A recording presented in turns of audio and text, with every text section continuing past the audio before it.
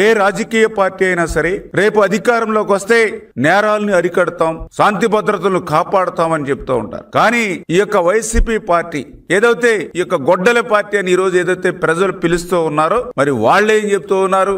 మేము అధికారంలోకి వస్తే నరికేస్తాం, చంపేస్తాం, లేపేస్తాం. రేపు 29లో పొట్టేళ్లని తలలు నరికినట్లుగా మరి యొక్క రప్ప రప్ప అంటూ నరికేస్తామని వాళ్ళు చెప్పేటువంటి విధానం ఏదైతే ఉందో, బహిరంగంగా గొడ్డళ్లతో మరి రోడ్ల మీద తిరుగుతూ ప్రజల్ని భయభ్రాంతులు చేస్తూ ఆ యొక్క పొట్టేళ్లను నరికి ఆ రక్తాన్ని ఆ ఫ్లెక్స్ల మీద జిమ్ముతూ, అంటే ఒక రాక్షస ఆనందం పొందుతూ ప్రజల్ని ఏ రకంగా భయభ్రాంతులు చేస్తూ ఉన్నారో మనందరం కూడా చూస్తున్నటువంటి పరిస్థితి. వాళ్ళ పార్టీ నాయకుడు ఇంకొకటి చెప్తూ ఉంటాడు, రేపు అధికారంలోకి వచ్చాక గుంటూరు నుండి యువతల వైపు అంతా కూడా ఇంటిలోంచి బయటికి లాగి కొడతాం, గుంటూరు అవతల ఇంటిలోంచి బయటికి లాగి నరుకుతామని. అంటే రేపు వీళ్ళ యొక్క లక్ష్యం అంటే అధికారంలోకి వచ్చేది అభివృద్ధి కోసమో సంక్షేమం అందించడం కోసమో కాదు, లా అండ్ ఆర్డర్ని కాపాడడం కోసం కాదు. రేపు అధికారంలోకి వచ్చేది ఏదైతే భర్తలను కోల్పోయినటువంటి భార్యలు, బిడ్డలను కోల్పోయినటువంటి తల్లులు, అంటే ఒక విధ్వంసం, ఒక ధ్వంసం,